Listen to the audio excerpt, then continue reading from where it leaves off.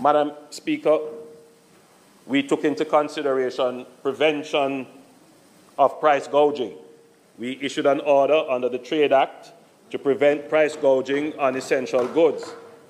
We are closely monitoring market activities to ensure that unscrupulous individuals do not exploit this disaster for financial gains. Our citizens should have access to the necessary supplies at fair prices. I ask the public to report any instance of price gouging, meaning an increase in price over and above what you were paying for the same product or service before the hurricane. Report to the Consumer Affairs Commission or directly to the Ministry of Investment and Commerce. Madam Speaker, we made an initial allocation to members of Parliament. Let me rephrase that. Madam Speaker, we made an initial allocation to constituencies. That's a very important distinction. So there may be persons who are of the opinion that the Member of Parliament is in possession of funds and are able to, as if they have their own checkbook or card to do it.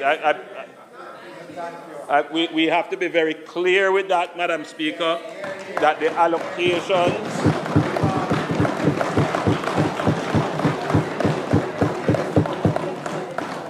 allocations are made through an entity called the CDF, and the CDF manages the implementation of the various projects that the Member of Parliament may recommend.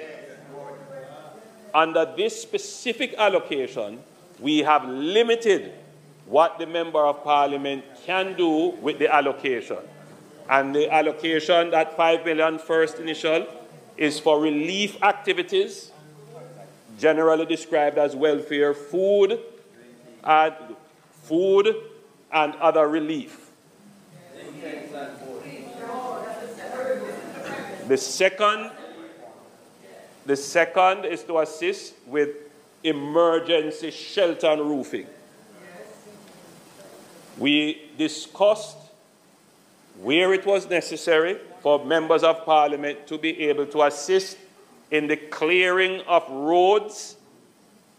Some bushing may be needed. You may need to hire a chainsaw, that kind of operation. But it is not the intent that that $5 million be used for that purpose in any significant way. Emergency, and you need to do it. You need an area cleared for an ambulance to go somewhere, for police to get access, community cut off, and you need to get supplies up to them. That is the kind of intervention. And I want all MPs to be clear about that. The other, because, Madam Speaker, though we have made the allocation, and though we have a mechanism to monitor it, I still must place on the record of the Parliament that the government is insisting that a process which is well established, well in place, be followed by all the members of Parliament. Everyone who receives a benefit must sign for it. Every MP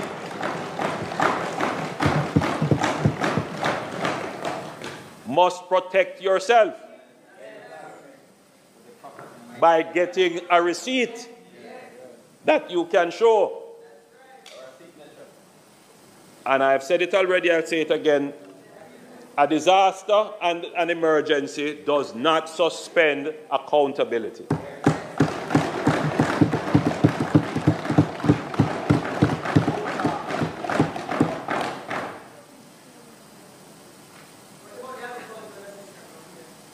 Take your time, man. Take your time. Take your time. Take your time. So as we move forward, our focus is on comprehensive relief efforts designed to provide immediate assistance and lay the groundwork for long-term recovery and resilience. Madam Speaker, today I am announcing the Relief Emergency Assistance and Community Help REACH program.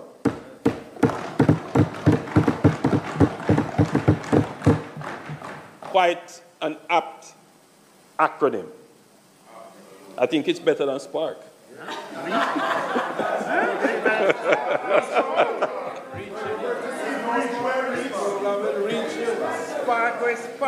Don't worry about Spark.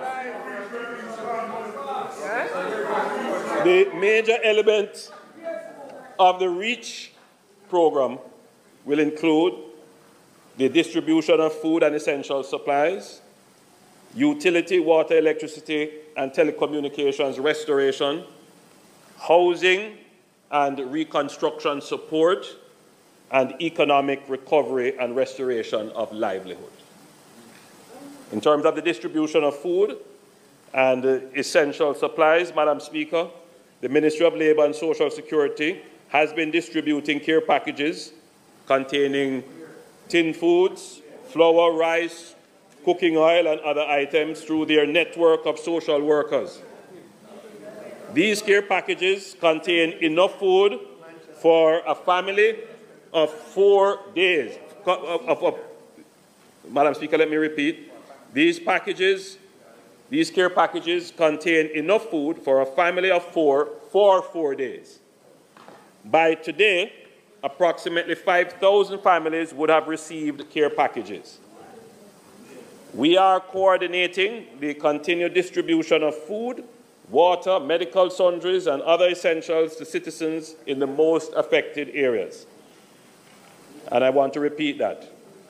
The work is going on in the most affected areas. This includes working with organizations such as Food for the Poor, the Salvation Army, and the Red Cross to ensure that aid reaches those in need promptly. Madam Speaker, we are aware that one of the critical needs is the provision of medications, particularly medications that need refrigeration. The Ministry of Health and Wellness has issued a release providing guidance in this regard. Let me also point out that we are focused on dengue mitigation activities to ensure that we do not have an outbreak at this time. Madam Speaker, while members of Parliament must not be viewed as the first line of response in a disaster, the reality on the ground is that they are often so viewed. It is important that they be empowered to respond to the critical needs of their constituents, but not to replace the government ministries that have the line task to do so. And I think the Parliament, Madam Speaker, must affirm this. The office of the MP is not the office of social security and welfare. They are there to assist, to identify critical emergencies and move rapidly. But ultimately, it is the government bureaucracy, the civil and public service that is charged with that must respond. And it is the MPs and the ministers that hold to account the entities that have this duty to respond. And so even though in our system, MPs have taken on this first responder role, taken on and given, but it is not something that we should entrench. It is not something that we should encourage. Eventually, and I'm being very frank about it, Madam Speaker, eventually, as our country progresses, we should be retreating from that role and having a stronger oversight responsibility. But given the nature of our bureaucracy, as it is now, and as the public is expecting, we are in that state where we have to respond. But it is important that it is on the record that this is not how, in an ideal world, it should be run. Madam Speaker,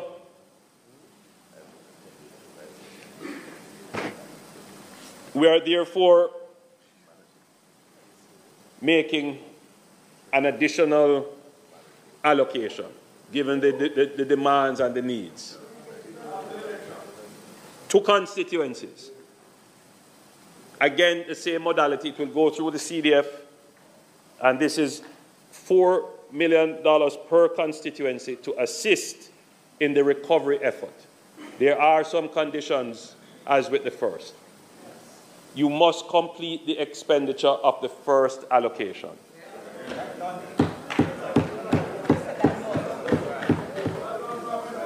Remember, we are in a tight funding situation. We can't have allocations not used. So when you have completed, the completion means, Madam Speaker, that all the documentation that is required for the audit trail is submitted. Once that is done, then the second allocation of $4 billion per constituency will be made. This, however, will be focused mostly now on the shelter issues and the economic recovery. So we're going to be clear, we're going to send out some further directions. So the first response was the relief, the emergency relief, food, care packages, and so forth. This response now must be about helping persons to recover their roofing. And it's the emergency ones. Same process. Now, because, Madam Speaker, we are still doing assessments, and we are getting a better picture as to the areas that are affected. Let me be clear. Not all areas of Jamaica have the same severity of damage. Damage was extensive, meaning that almost all parishes had some form of impact. However, there are some areas where the severity is higher, more significant. And therefore, so while we give a flat allocation to all MPs, we will give an additional $3 million to constituencies where we have the assessment that the damage is higher. So those MPs will be contacted. It is a transparent process. So it is the assessment of the ADPEM, it's the assessment of the utilities, it's the assessment of the public infrastructure, and so forth. So you will be informed if you are categorized as a constituency that is severely impacted. I want to be clear, Madam Speaker, as I am speaking about members of Parliament, the distribution of relief must be done in a non-partisan way.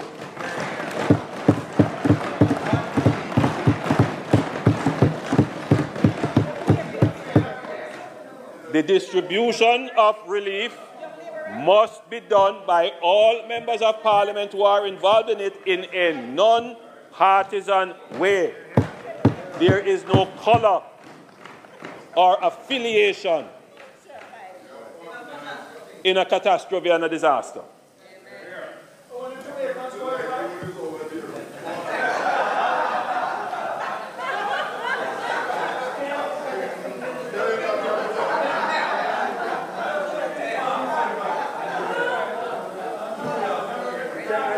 Madam Speaker,